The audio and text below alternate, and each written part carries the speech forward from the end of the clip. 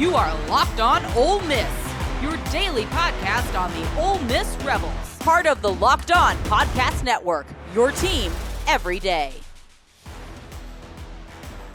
Thanks for making the Locked On Ole Miss podcast your first listen every day. We're free and available wherever you get your podcast, including YouTube. We're part of the Locked On Podcast Network, your team every day. Hello, I'm Steven Willis from the Locked On Ole Miss podcast, and we are going to be joined today by Brian Smith, the Florida football scout, the Locked On recruiting expert, who is brought to you by LinkedIn. LinkedIn is the college football recruiting sponsor across the Locked On Podcast Network. LinkedIn Jobs helps you find the qualified candidates you want to talk to faster. Post your job for free at linkedin.com/lockedoncollege. Terms and conditions apply.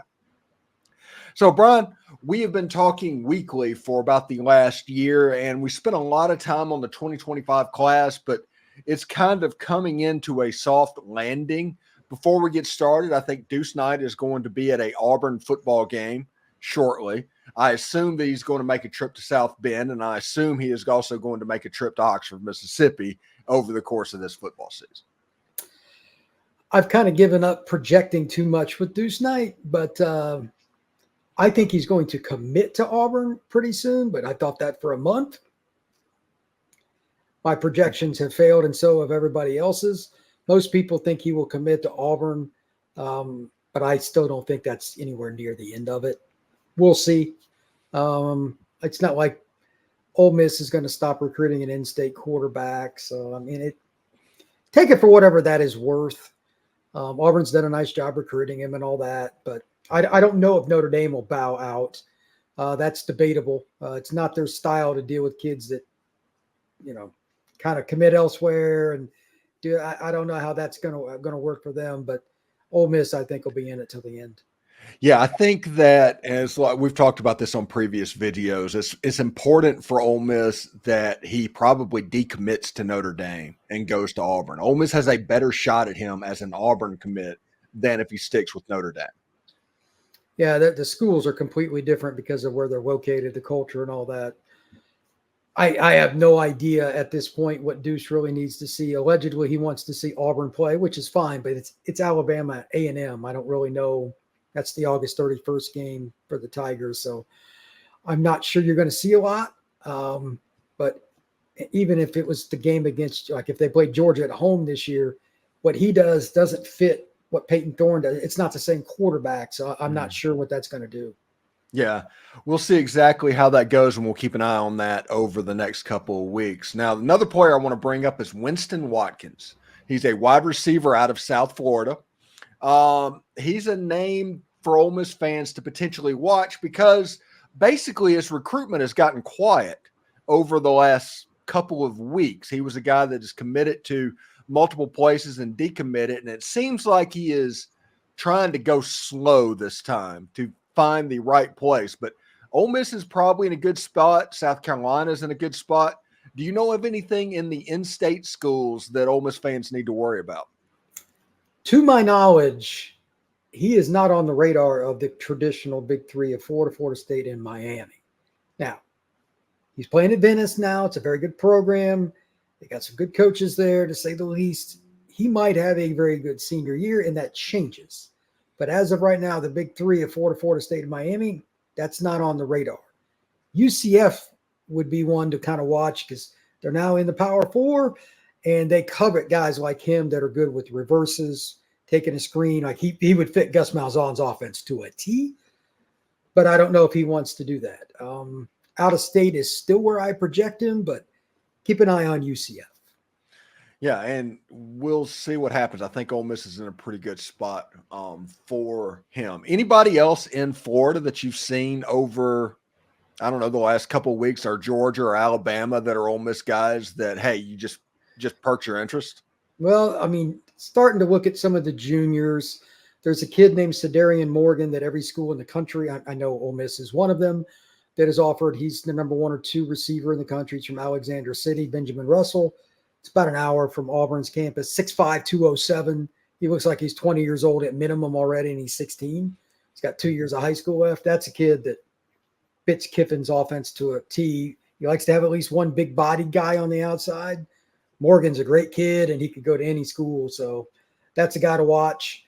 I'm very impressed with him as a person too. He's pretty mature. So and his hands kind of look like left tackles, but he's playing receiver. So that also kind of helps.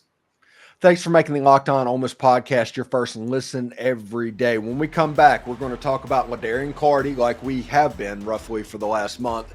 And we are going to talk about 2026 players that have caught Brian's attention about Ole Miss as well. But hey, Locked On Ole Miss fans, I want to take a moment to give you a heads up about a brand new mobile game that I think you're going to love as much as I do. It's called Ultimate College Football HC.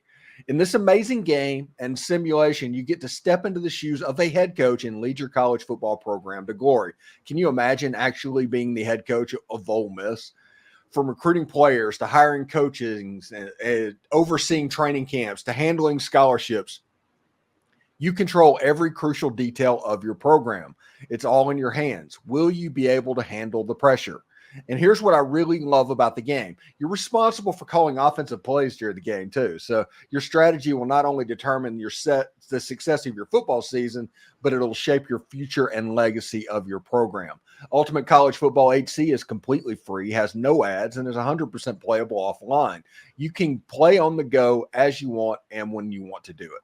And of course, we have a special offer for Locked On Ole Miss fans. Use the promo code LOCKEDONCFB. That's all caps, all one word, inside the game store to receive a free boost to your program. Make sure to take advantage of this perk. It will get you off to a strong start. To download the game, visit ultimate-cfb.com, ultimate-cfb.com, or look it up in the app stores. That's the Ultimate College Football HC. Begin your coaching legacy today.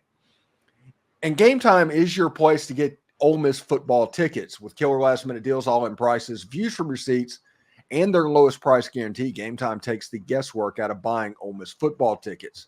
You know, there's not a bad seat in Vaught-Hemingway Stadium. But through Game Time, you can see exactly what you can see from that seat before you buy the tickets. They have the lowest price guarantee, event cancellation, job loss protection, all of the customer service bells and whistles that you want. You just basically can take the guesswork out of buying Ole Miss football tickets with Game Time. And with this being the most anticipated season in potentially Ole Miss history, I might be able to help you out with tickets too. So download the Game Time app, create an account, and use code LOCKEDONCollege for $20 off your purchase. Terms apply. Again, create an account and redeem code LOCKEDONCOLLEGE for $20 off. Download Game Time today. Last minute tickets, lowest price guaranteed. Are you watching Fox Sports or ESPN on your TV all day and you have to turn down the volume with all of that screaming and shouting? Make the switch to Locked On Sports today. It's a free 24/7 sports streaming channel programmed for you each and every single day to bring you the biggest stories without all of that screaming. Locked On Sports Today brings you can't-miss analysis, opinions, and news streaming 24/7 on YouTube or the free Amazon Fire TV channels app, part of the Locked On Podcast Network, your team every day.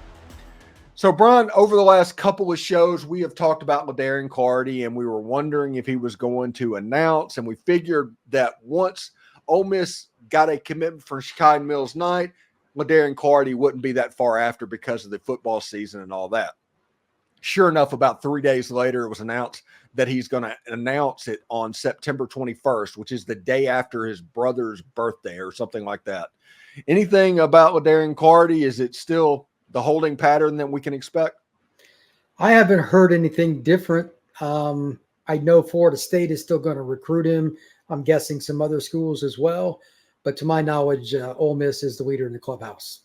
Yeah, and by the way, just saying, the drive from between Pensacola, Florida and Tallahassee, Florida might be the worst stretch of highway in the entire country. It's pretty bad, man. There's big alligators and even bigger mosquitoes. That's about it. Yeah, it's crazy. And pine trees on both sides. You can't see anything. It's like driving through a tunnel for 3 hours.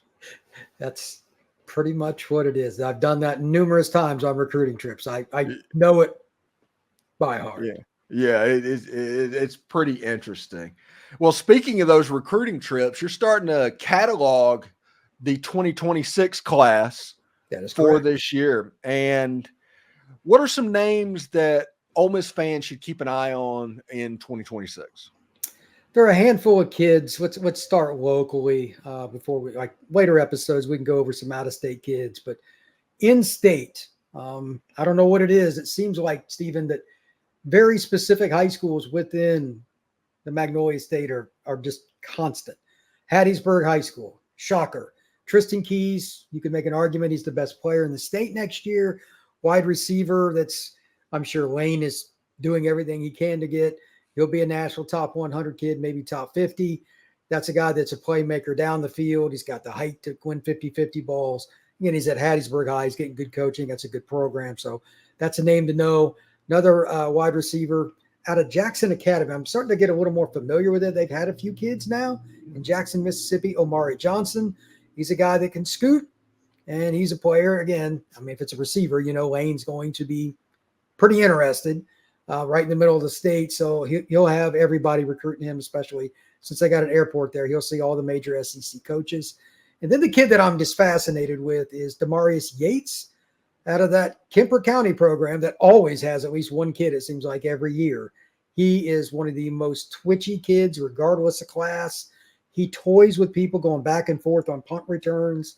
It's fun to watch him run around on film. And once he does find an angle to take off, Yates is gone. So the D lineman that I know, and I've mentioned him on the show before, J. Raylan McCoy, he's at Tupelo High, another tradition-rich program, 6'6", 250, 260. He'll be a power end. He's pretty raw, but he is incredibly strong, and his length is ridiculous. National recruit. Yeah, and just to let everybody know, with the Furman game coming up, all the Lake Cormorant kids are going to be going over to Ole Miss. That's Jacoby Hobson, that's Dee Daniels, and sure. I think somebody else is going over to catch that game. Yeah, that's not surprising. Oh, one last kid, Xavier McDonald at Morton, another great receiver. So it's going to be a receiver class next year in the state of Mississippi. Yeah, and the good news is at Jackson Academy, Shay Hodge is the wide receiver coach. That's a former Ole Miss guy. There you go. And at MRA is Mike Espy. They do a lot of the training individually as well over the course of the year. So a lot of those kids, and the kid from Morton, Shay Hodge, is from Morton. Deuce McAllister is from Morton. So that's one of those rare Ole Miss strongholds in the middle of a Mississippi State kind of area. Hey, man, you take whatever you can get in recruiting. Yeah. You don't worry about the who, what, when, where, and why. So what do you got going on over the next week leading up to the start of college football? Going to a pretty good game in Georgia on Friday to see a pretty good player. A couple of them, actually, one kid's committed to Auburn. Another one can go wherever he wants. And pretty much just watching film. Now it's a few kids got some more huddle film out, so I got plenty to watch. I'm just going to kind of bunker up and enjoy it. Yeah, it's one of those things on my show occasionally, every now and then. I think I'm just going to start like putting the huddle film up, and like whenever there's a new game, if there's 20 seconds or something, I'll put it up if there's a player that they need to see. There you go. Anyway, thanks again for making the Locked On Ole Miss podcast your first listen every day. We're free and available wherever you get your podcast, including YouTube. We are part of the Locked On Podcast Network, your team every single day. Brian Smith, the Florida football scout, thank you very much for stopping by, and we'll talk to you next week, bud. Thank you, sir.